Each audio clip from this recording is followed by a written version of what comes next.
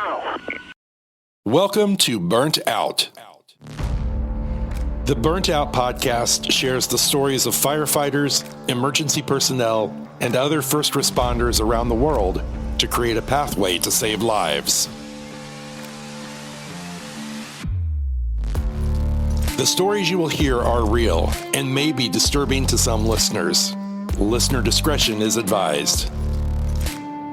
And now I'd like to introduce you to your hosts for Burnt Out, Skip O and Jeff the Old Guy. Thank you, Shawn, for that introduction. In fact, Shawn is with us here today. We got Shawn Neal. He's with My Podcast Media, who produces our show. And we just had a conversation before we recorded, which we wish we would have recorded. But before we get started on our show, we'd like for everybody to go to burnoutpodcast.org and check out our sponsors. And we're adding more sponsors as we go. We really appreciate the treatment facilities and everybody that allows us to do this show, and just to get the message out to a first responder or a family member of a first responder that has an addiction problem or mental health problem. If you need any help, just go on our website and message us, and we'll guide you in the direction that if somebody needs help. But Jeff, how you doing? I'm doing great. How are you fellas doing? Okay. Okay. Yeah, I had to pull it out of you there. Oh my goodness. Well, I was waiting for Shawn, and then okay, I'm doing okay. Yeah, I was going to get the numbers. You go first, and then you go second. Yeah, I do agree. We actually recorded that earlier, but I do want to give a shout out to Skip and Shawn for the amount of work they do behind the scenes that people don't know about, that bring this podcast to you every week. Every week, they bring this podcast to you. And it's the one for the hard work these two gentlemen do. It would never happen. There you go. That's my plug for today. Thanks, Jeff. I'll pay you later, okay? Well, Shawn, I'd like to welcome you being last minute guest for us, which that's how life is, last minute. You know, when we get those quick runs, or life can change at the last minute. But Shawn, would you give a little bio about what you do and what you've done in your past and what got you here today? Yeah, I'd love to. Although some of the things in my past, I probably shouldn't say much about. PG version. All right, I PG. see where this is going. Yep, it's going quick. It's all going downhill, Jeff. Early part of my career, I spent many years mixing sound for concerts, corporate events, and theater. Spent about 13 years after that. Tells you about how old I am. Consulting and doing work like that. And then when 2020 happened, a lot of things changed, and I came to a kind of a crossroads and started a business called mypodcast.media, where we produce podcasts just like this for brands and nonprofits. So 2020 was a big year. A lot of people say that. Yes, it's that 2020 year. I became a podcaster. Yeah, that's true. Yeah, a lot of people did. Well, Shawn's with us today. We before we started recording, we were talking about. I asked Shawn, what's the word you keep hearing from other podcasts from around the community? And Shawn's quick reaction was stigma. And my reaction, I said, I'm around it all the time. I thought, I don't know if there's that much stigma or not, and I just don't feel that. I think we're in a different place. But Shawn educated me. Shawn, could you come back and try to repeat exactly what you said before? I'll do it verbatim because I have photographic memory like that, or not. So, but we were talking about stigma, and I think that, your point was interesting to me because, what it really represented to me is somebody who is, much better adjusted than he was, many years ago. And your view of stigma tells me that you have healed a lot from it. And I think that that's a really important piece. But stigma, when you think about it, and let me talk for a minute about, substance use disorder and just being how about a parent of a teen that's going through SUD and is struggling, and the stress that a parent can feel, not knowing what to do, not knowing how to help their child, not knowing who to turn to, because, if I tell somebody that my kid is having trouble with substance uses, then, am I a bad parent? Did I fail somewhere along the way? Am I going to be judged? Should I, if I talk to somebody at the church, are they going to look at me like I don't deserve to have a child? What will people think? How did I go wrong? And so when you look at stigma from just that one simple point of view, it really opens up the fact that there are so many societal pressures on all of us, on me. If I need to go seek help, how are people going to view me? Did I fail? Well, all those things, institutional stigma is everywhere. Well, I like how you put it. Sometimes I get tunnel vision when you go like a Groundhog Day. You get up every day, it's the same day, and it's the same day, and then I need somebody to open my eyes again and reset that clock to the right time. So I think with you coming in there with Refresh and doing that is true. There is, I for myself personally, sometimes I'm embarrassed, and me and Jeff talked about this, and I talked to Jeff quite a bit. I'm embarrassed sometimes to let people know when I'm hurting, because I think I have to have this certain personality that I have to be the go-to guy for the worldwide peer support or this podcast or in my community doing what I do at my job today. And I got a little fear. You could call it stigma or fear. I don't want people to think, oh, we got to go high alert. He needs help. He can't follow through with his job now. Or it's not that. It's that I'm just having one of those days. I'm overwhelmed and I need to offload some stuff and vent to somebody. And Jeff is in there. Shawn, you've been there for me. And along with some of the people on the Worldwide Peer Support, our board, and a lot of other people, that's been near and dear to my heart. That's helped me out a lot. But I can see that. Sometimes it's hard to see, because when you go talk about this all the time and that's your job and stuff, it's hard to see that, because I see it getting better, but I don't know what those people in churches think all the time.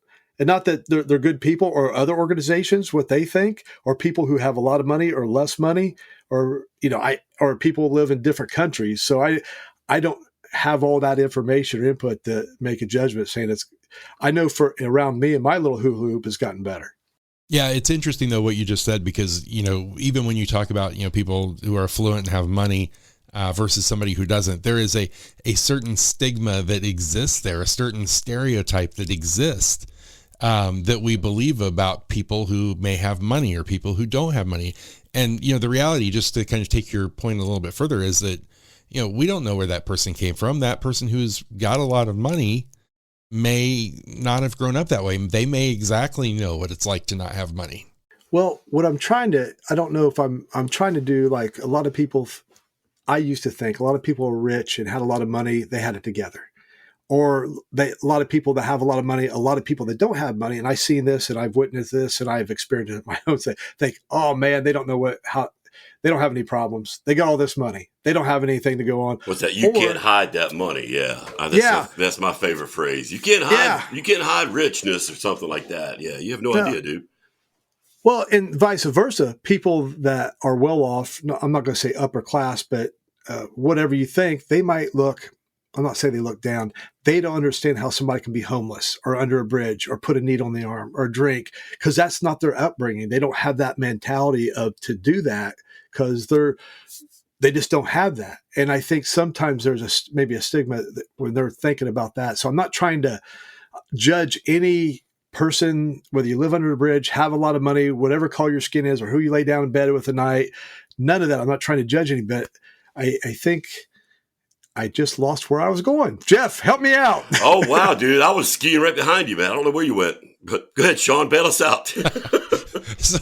So, I really think that at this point, what is important to talk about is self-awareness. And what I mean by that specifically is that, there's so much of our survival that is keyed into reactivity. We are just reacting to our environment. We're not really paying attention to the things that are happening around us. We're not paying attention to how we feel. We're not paying attention necessarily to the thought processes that are happening. We're just existing, just letting life happen. And so I think part of the battle to overcome stigma to, a degree that is helpful is that we have to really raise our own self-awareness, that we're stuck in a pattern of stigmatizing, thoughts or behavior. And that really, comes from the fact that if I can see the things that I'm doing or saying to somebody else as harmful, then I can stop. Oh, do we have to raise our level? Yes, absolutely. Absolutely. Right. But I think there's, 'Cause I think by us doing all what we're doing now, we are raising the self-awareness for ourselves. absolutely. And I think that is what we're taking care of ourselves, where other people aren't taking that initiative. And I think that's where the problem lies, that they're not willing to accept that they have a problem, and it's called that, the judging of people about what's going on. And they don't want to accept that. And they're going to build that wall up there too. Yeah. And talking about self-awareness, it reminds me of just a couple of days ago, I was on my TikTok account. Right. And I've got a client that I, posted, this was a substance use disorder podcast. I posted a little TikTok clip of, and at the bottom of the clip, I put these animated, the little graphics that you can put there, the GIFs that you can put at the bottom. I put this little police car with flashing lights, and I put a syringe. It was a little syringe with, stuff squirting out of the end of it. And then the whole context of this was that, the people on this podcast were talking about safe syringe access programs. And I posted that, and I thought, that'll get people's attention. They'll maybe listen to it, watch it, whatever. And I went back, this was, probably 3 or 4 weeks after I posted it. And I went back and I looked at that, and I suddenly realized what stigmatizing images those were. And the fact that, I had put that out there for everybody to look at. And so I immediately just felt this rush of, oh my gosh, I can't believe I did that. I can't believe that I put that out there for the whole world to see and presented this conversation in that manner. And so I went through and I actually deleted the post. I think it just, what's negative is perceived in the eyes, or what people believe in. For a lot of people, that shock value, sometimes that hits home. It's like, whoa. Yeah. Well, I think I'll be respectful of people, and I still try to, but also I'm not walking on eggshells all the time. Right. I'm not going to pick everything that I choose. I'm not going to sit there and watch what I post. Or I said, I've done that before, being a people pleaser or a society pleaser. And I need to be an individual, and I can be who I am. Now, I might come back and say I was wrong, or I might say, okay, I understand. You educated me. But at the end of the day, there's a lot of people that might be wounded that are oversensitive. I was one of them. I'll tell you right now, oversensitive about stuff.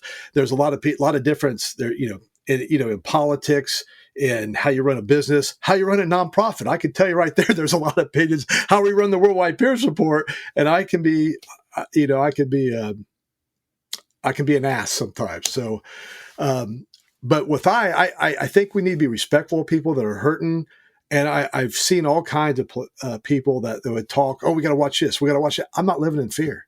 I'll live in respect.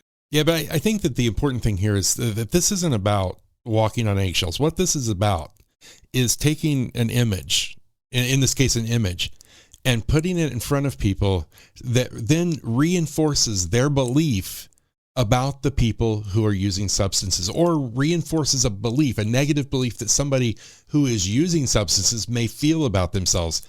That needle, that police car is powerful, and that brings something on people. So what you're saying, it's already there. We know it's there. You don't have to, in your eyes or your heart, you don't have to add to it. You'd rather come back with something positive or some uplifting instead of that picture. Well, and maybe not even that so much as the fact that I don't want to reinforce somebody's belief. If somebody looks at that needle in that police car and then hears somebody talk about this, and the first thought that comes through their mind is, yeah, that's just a junkie. They deserve to be thrown in jail. They're no good. Look at that. They should there's a police car. It tells me that, this person's no good. Or in the same breath, the person who is, using substances sees that and looks at that and says, yeah, that's me. And I am no good. Like I'm nothing but a criminal. I should be in jail. Like my life is worthless. And so putting those images up there, it's not about offending somebody. It's about reinforcing a belief system that we don't need to reinforce. It's a negative belief system. We're doing a disservice by doing that. And then it really, for me, it all comes back around to, when you know better, do better. And so the minute I saw that the second time around, and I looked at that and I realized, the impact that could have, not to even mention just, somebody with PTSD from their experience, living on the streets or, struggling with, substance use for many years. I mean, that in itself can be very triggering. I hate that word, but it can be very triggering. Those images were not serving anyone other than me trying to gain, an audience on TikTok. And that's a very wrong, selfish reason to do it. So I'm going to tell on myself again, since I'm going to be, I'm going to be the advocate. Here we go. Jeff could be the referee between me and Shawn. No. I was, you guys, I was on the board for Indiana for American Foundation for Suicide Prevention, and we got Advocacy Day at the State House. That means we get a list, they got a pre-appointments of state senators or state representatives that we go talk about different laws that are coming through that we think it'd be good for the mental health of Indiana and the United States. So we get these lists, and I take this guy I've just met that day. We kind of go over what the law is, and they made us an appointment. We went down to this guy. He was a state senator. He was a different political view than I was. He was in a tie, very well dressed. We walked in there, and get ready to go in his office. He was walking out, and I told the secretary, "This is why we're here. We got an appointment." And then he came out. He was right there getting ready to go somewhere, and he goes, "Man, I'm just busy. I support you. I just don't have time right now, guys. I'm sorry." And I go, in my quick thought, why would you not want to talk about something like this? Don't you know who we are? We're doing this. And then I judged him through his tie and through everything else in him. And then I go, well, I said, we're just here to talk about this law. We know you're busy. So he goes, I support you. And then this is where he got me. He goes, I had a son die by suicide. And I said, man, I'm sorry to hear that. What was his name? And when I asked him that, he started crying. He was busy. He had something else to do. We already had him. He knew about it more than I probably did, about the laws and different things. But my first thing about him talking about this suicide, I judged him. I don't know if that's stigma, being judgmental. That's just some things that I can do. I can get fixed in when I see something and I don't know that person. Like Shawn was saying, when I was generalizing people that are rich or people that live under, I don't know the person's character. I don't know what he's been through, the understanding. He might have understanding more than I do, but that's just me real quick that I was telling on. That's just, I wanted to throw that out there. I don't know why. I just wanted to throw it out there. Don't judge a book by its cover. I think that's what I'm trying to get to. Do you feel better? Do I feel better what? That you got that off your chest. Yeah, Shawn, it sparked me. Like when we're talking about how do you do a good podcast? Well, somebody will say something to spark about you. You need to stop and then share that or come back at somebody. Not make it about me, but make it about how I'm judging people. I'm a human being. I'm not perfect. I still can grow. Just because I believe in God or believe in whatever, I'm just a human being. Sometimes I'm broken. Sometimes I'm very arrogant or I'm very bullheaded and don't want to listen to things. A lot of that stuff for me is caused by fear. Fear that I'm not going to get my point across. Fear that I'm not going to get enough money. Fear that something I'm going to lose. Fear that they're not going to listen to me with the worldwide peer support. The organization's going down. I have that fear of people. So I got to be careful, because when that fear comes in, that is a plant seed for judgment, stigma, for everything else that's negative in my life. Does that make any sense to anybody? I'm tracking. Yeah. Yeah, absolutely. And, so the definition of stigma, and this is from, I think it's dictionary.com, a mark of disgrace associated with a particular circumstance, quality, or person. So, what you're talking about there is really, the stigma of the perfection that we place on ourselves to do, and to be, something perfect, or to be able to manage all of these things. We feel like we're supposed to do it. And so this stigma that comes from that, it really does, it proves that we are a human being. I mean, that is the bottom line. And again, this whole self-awareness thing is how do you resolve that piece? How do you take being an imperfect human being and resolve it. You raise your level of self-awareness so that, again, when you know better, you do better. And that may be doing better for yourself. That may be realizing that you're stuck in a place of stigma and you need to go get help regardless of what people will think. I think Skip it hits pretty good. I don't know if you realized what he said, but I pick up right. He says, "I'm a human being, and I continue to grow." And Yes. that is so much truth behind that, because even though we have these diseases, we're still that human being, the same as you are, and we still continue to grow as you try to grow. So right there, I think that's a good parameter. So really look at what this is about. It's about a human being that's continued to grow. Yeah, I think that's a great way to say it, Jeff, that we really do just continue to grow. Oh, yeah. Yeah, absolutely. Yeah. Absolutely. Good stuff. Well, that's what, for me, and I've heard a lot of other people, I'm my own worst enemy. Nobody is going to hammer me like me, because when I do something wrong during the day, I'm thinking about it at night. I'm thinking, why did I say this? Why did I do that? Why did I let my filters get, when I lose my temper or I get frustrated, whether it's at a home, whether it's friends, whether it's over, whatever it is, I hang on to it. And that's probably why I've had 2 heart attacks when I was 33 and 44, because I hold on to that stress right here in my chest and I can feel it. It's just like I was telling my wife last night, I feel it here. I get up, I'm stressed because I'm thinking of all the stuff that I got to do tomorrow or next month. And I'm not living for the moment, for the day. And I don't let go and let God. I heard that before. And doing those inventories during the day, I need to be better at that, because that offloads the packages that are on my shoulder, or that weight that's on my shoulder. Jeff's helped me out a lot here in the future. Shawn, you've helped me out. And a lot of people out there that's listening to this has helped me out. Vice versa. I'm here to listen and just let it pass through. I don't have to hold anybody's stress or nothing. I just let it go. And that's what I gotta do for me today. Yeah, I think that is so important, that, the idea of self-care and of realizing, again, when we talk about this self-awareness and realizing, where we are in any given moment, taking that time for self-care is therapeutic. It is in itself going to help you. And so it's Who would huge. have thought it'd been so hard? Right. Exactly. It shouldn't be so hard, but it is. It really is. And we're constantly, we're in a world that demands so much of us. And so, you can like lay in bed at night, lying awake, trying to fix everything in the world that you have to deal with, and not sleep and and feel like you have to fix absolutely. everything. Look how many times we lay awake at night thinking about something that really has nothing to do with what you had that day, but you're worried about tomorrow.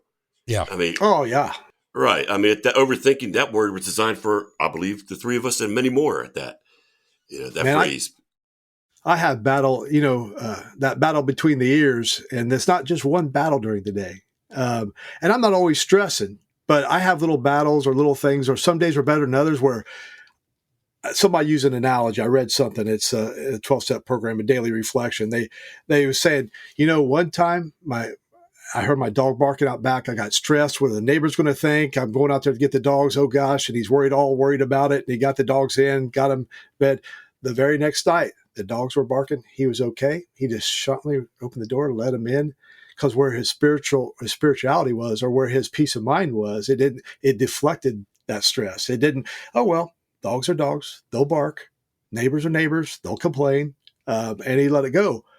Sometimes I tie into, I'm always living in fear or worrying about what people, and I think for me personally, it's lack of faith that something else might be running the show, not just me, not just God of my understanding, but other people. I think if God decided to take me out of this world, I think the world's going to keep going. I don't think they're going to shut it down. I'm going to go with that. Yeah. Yeah. It'll keep going.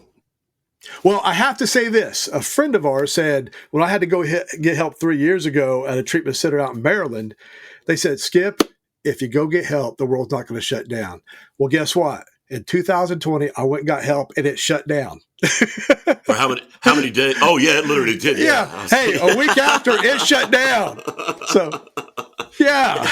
Damn that guy, man. And that's a joke. We just joke around. It's all about me. It's not, sometimes it's not all about me. Even when somebody is worn out, they're grouchy, there's something going on in their life that I have to give them grace. and let them go and be a good listener and let them do what they need to do without being taking it personal. And that's hard to do sometimes, to walk that line. Oh, absolutely. Yeah. Yeah. I agree. We're talking about the stigma here, and I can't help but to keep thinking in the back of my mind, among other things here, that somebody's listening to this and is facing the same problem that, oh, I can't do this because people are going to think bad about me. It could affect my employment, my relationships, so on and so forth. So I want to throw out to them, if you're worried about that, how's the past 2 years been that you've been dealing with this at a minimum? Or maybe just something new, but how's that you're dealing with this mental illness you don't have the answers with? How's that feeling compared to the stigma you think you may or may not be facing?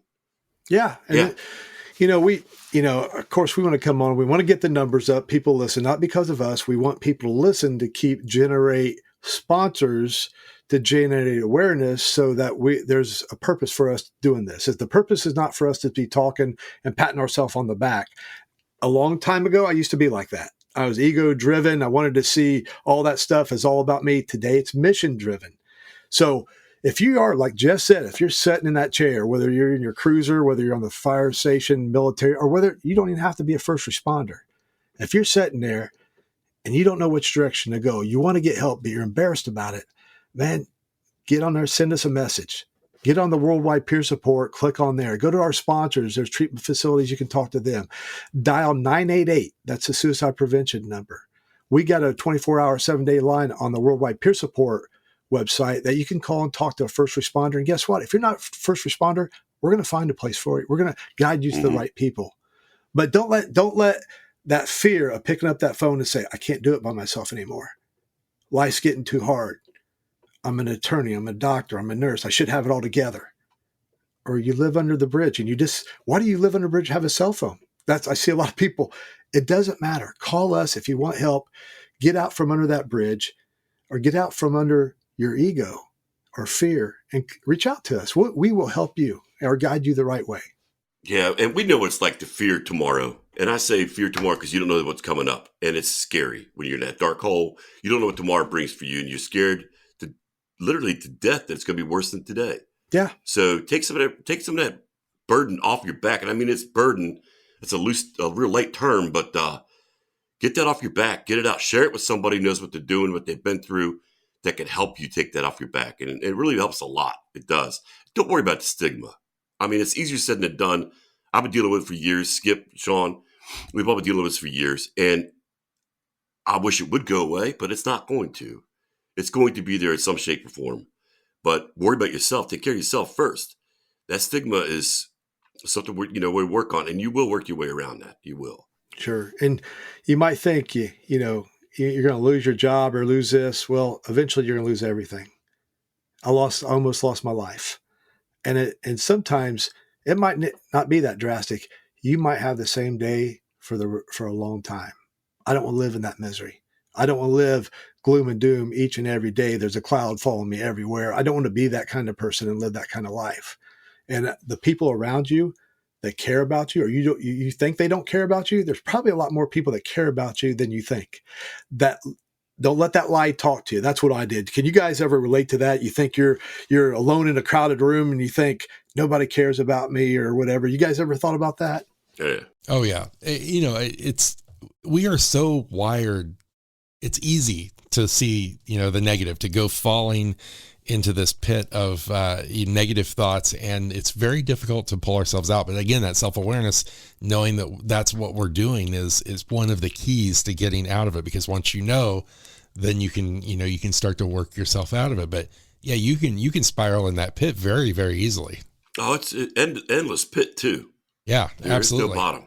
But I think that's, really what we're talking about. And that's kind of the hope here today is that, when you think about stigma and when you really come to a space of realizing how stigma is affecting you and the people around you, you have an opportunity now to do better. I agree totally. Well, I want to get a shout out. If there's two people or one person that's listening to this now, if you're going to be at the end of April, we're going to be at FDIC convention in Indianapolis. That's where over 30,000 plus first responders come in, and we'll be April 26th is a dinner.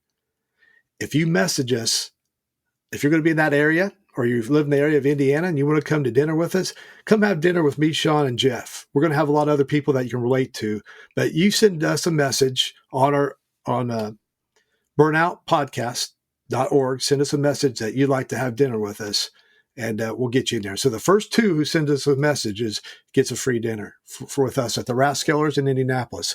We will have an exhibit for the Worldwide Peer Support on April 27th, 28th, and 29th. And you get on our website, worldwidepeersupport.org, and you can click on and find the events and find the dates too, again, if you want to know. But, we talked about that person that's sitting there alone to reach out and make that phone call. But guys, I want to hear, what is a new quote that you guys, when you get down and dirty and things are going, what's a quote or a verse or a saying that keeps you going, Shawn? I'll tell you one thing that I really have always remembered in my adult life is that where you focus is where you will go. And if you think about the fact that, race car drivers, when they're, careening into a wall, they are told, do not look at that wall because you will inadvertently turn your wheel towards the wall. You look where you want to go. So you look away. And that's exactly what we need to do. We need to look where we want to go. Good. I like that. Jeff, you're up. I've got a new one for you, Skip. Let's hear it. Today is the day you were worried about yesterday. Is it worth it? Say it one more time. Today is the day you were worried about yesterday. Is it worth it? You got me. Yeah, that's good. And I was worried about yesterday. I was worried about today. The one that always resonates in my mind, something that I don't have a good memory. I heard an older gentleman said, my forgetter's getting better. But one thing that resonates with me, I think it was Captain James Beard said it in the 1800s. He says, in a man's life, very few times he'll have serenity, but those few times will sustain him a lifetime.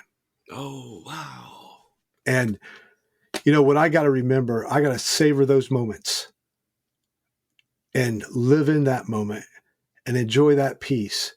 And then when the chaos comes, remember what I did to get to that moment of serenity. And that's letting go, letting God, and being one with my brothers and sisters.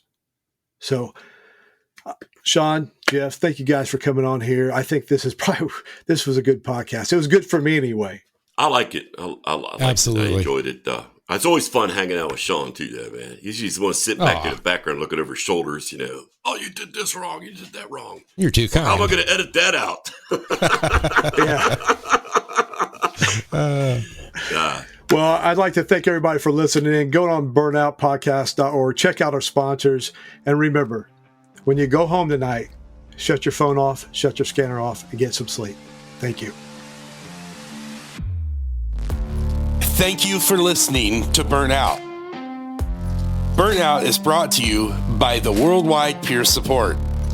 You can visit Burnout Podcast at burntoutpodcast.org or visit Worldwide Peer Support at worldwidepeersupport.org. Your hosts for the Burnt Out Podcast are Skip O and Jeff the Old Guy. Produced by Shawn P. Neal.